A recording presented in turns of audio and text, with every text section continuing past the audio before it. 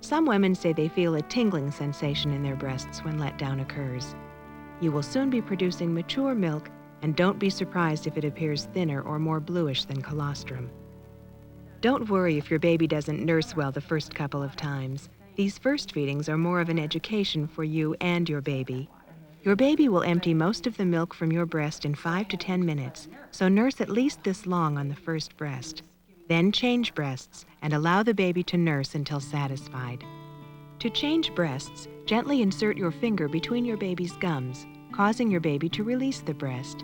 If you pull your baby away from the breast without doing this, it can be painful and may cause sore nipples. Now you've touched my world. We begin as one, and our spirits fly, growing together.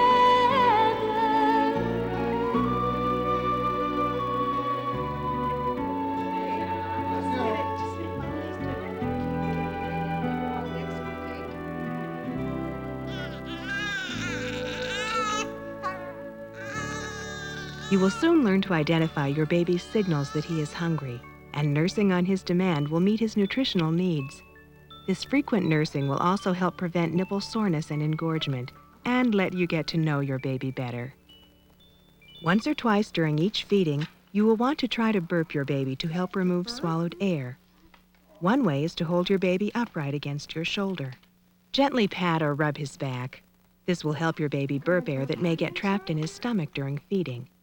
Some babies may take a little while to burp or may not burp after feeding, so be patient and don't insist if your baby doesn't burp readily.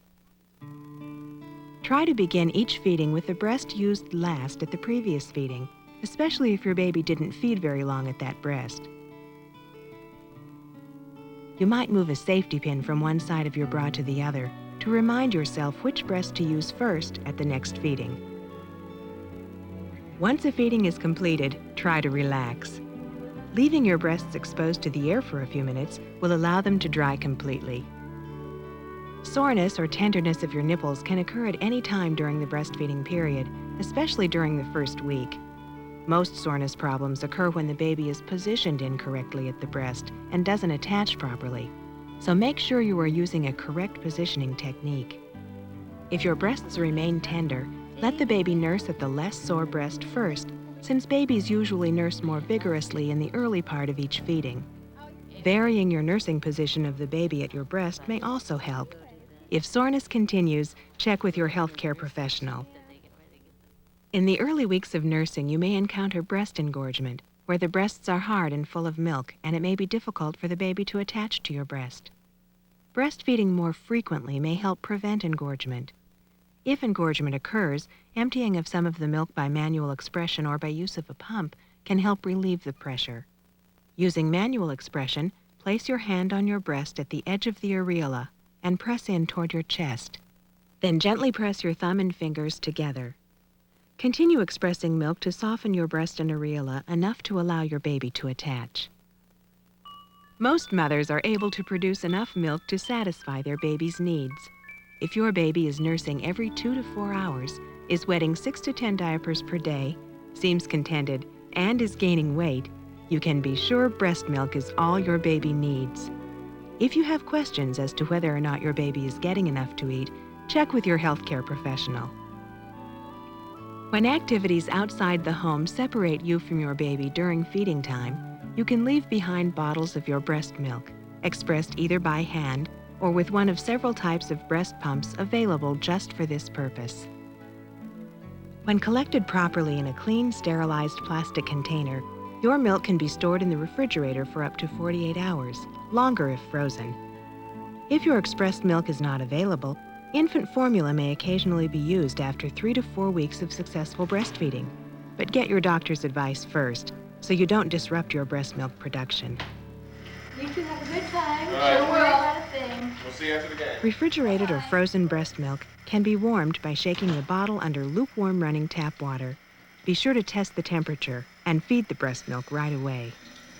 Breast milk shouldn't be warmed or thawed in a microwave oven because the milk could become very hot while the bottle may be only lukewarm to the touch. And be sure to throw out any breast milk left in the bottle after feeding. While you were pregnant, your diet had to nourish both you and your growing baby. Now that your baby is breastfeeding, your diet is still very important for your own good health, as well as for production of breast milk. As long as you are breastfeeding, both your food and liquid needs will be greater than before you were pregnant. You will need about 500 additional calories each day.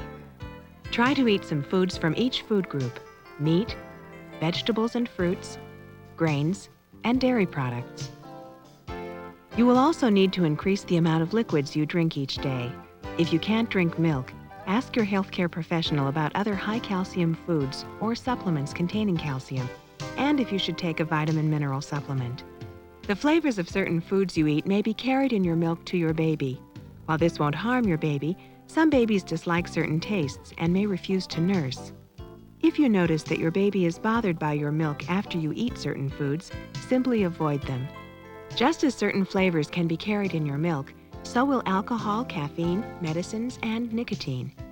It's best for breastfeeding mothers not to smoke. And consult your healthcare professional before taking any medications or alcohol. Breastfeeding shouldn't be difficult, and most mothers have few problems. Most mothers are able to maintain their outside activities and continue to breastfeed successfully. Healthcare professionals will be glad to help you with any questions you have. Additional information and support for breastfeeding can also be obtained from community breastfeeding organizations. Most of all, enjoy these special moments with your baby and be confident in your ability to breastfeed your baby. Growing together, growing together.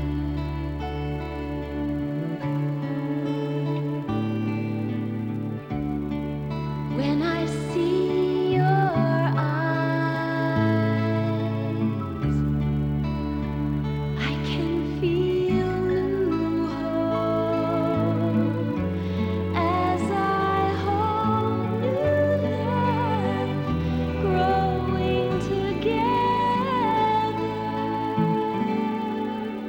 growing together.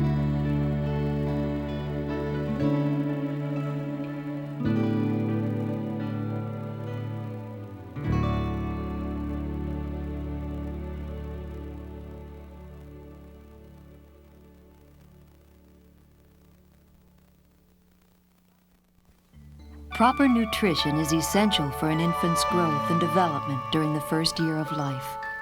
Health professionals are best qualified to recommend appropriate infant nutrition in the event a mother is unable or elects not to breastfeed. Talk with your doctor about the choices before making changes in your baby's feeding.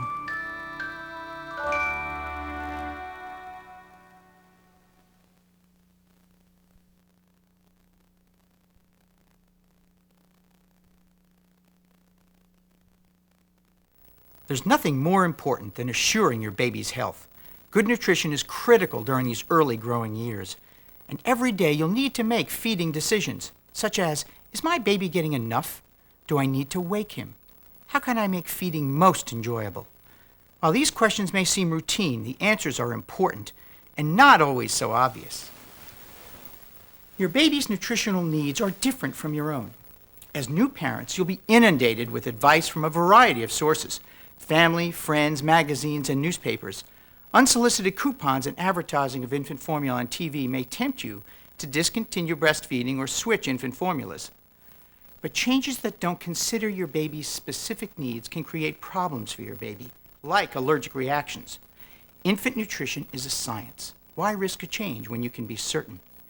Your baby's doctor and nurse have the experience and training to recognize your baby's specific nutritional needs. Don't change your infant's feeding without consulting them first. But just as you strive to meet your baby's nutritional needs, you'll also want to safeguard you and your baby in other ways. And that means wearing seat belts during pregnancy and placing your infant in an approved child safety seat whenever you ride in a car. Our next program will explain how proper seat belt and infant car seat use can protect you and your child so you can make your baby's first ride a safe one.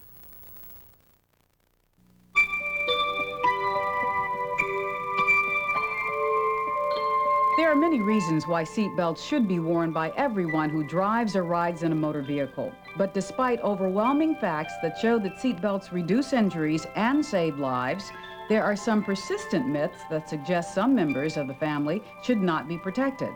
The purpose of this presentation is to shatter those myths.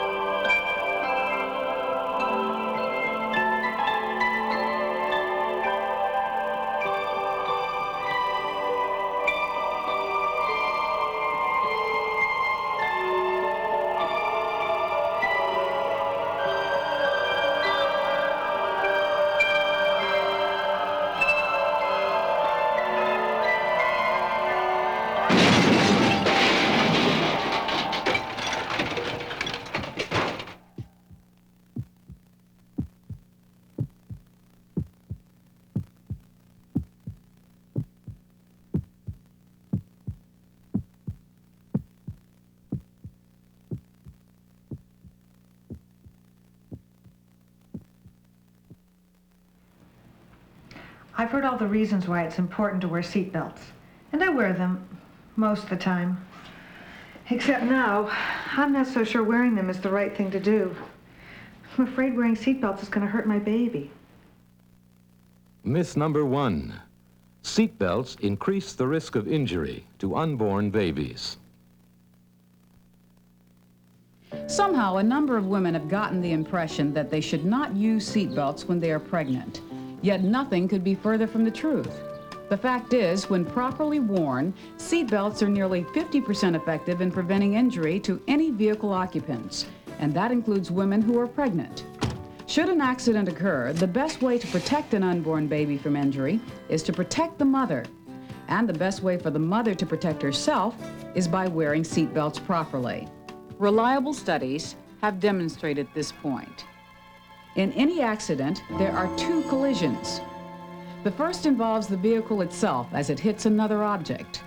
In a front-end accident, the forward energy of the moving vehicle is absorbed by the crushing of the vehicle structure.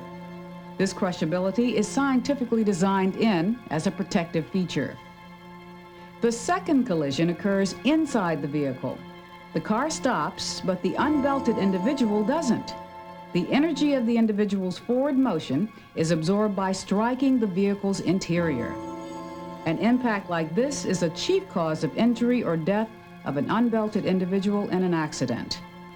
When the passenger is a pregnant woman, the baby may also be injured or killed. But look what happens when a pregnant woman is properly secured by seat belts. Her energy is absorbed through the belts. Chances are good that she will not strike the interior of the vehicle. Even if she does, the force of the impact will be greatly lessened. If this were you, your chances of surviving the accident would have been greatly improved, and therefore your unborn baby's chances of surviving would have been greatly improved too. The same thing applies in other types of collisions. If you don't wear your seat belts, you may be ejected from your vehicle. Statistics show that being ejected greatly increases your chances of being severely injured or killed. And the chances are even greater that your baby will be injured or killed as well. No matter what kind of accident you may be involved in, wearing seat belts properly will keep you in the vehicle and help protect you from injury or death. And when you are protected, your baby will be protected too. Yes, but I still worry that the pressure of the belt itself is going to hurt my baby. That's a common concern, but it's still a myth. When you wear seat belts properly, it's more likely that your baby won't be hurt, and you'll have the same protection as if you were not pregnant. The combination lap and shoulder belts offer the most protection. Let me show you the proper way to put them on. What I'm going to show you applies to the belts in this particular car. Now remember, other vehicles may have different seatbelt mechanisms, so you should always check your owner's manual for the proper way to put on your own particular belts. Be sure your seat is in a comfortable position and you're sitting upright. Now, with your right hand, pull the latch plate out as far as you can reach, slide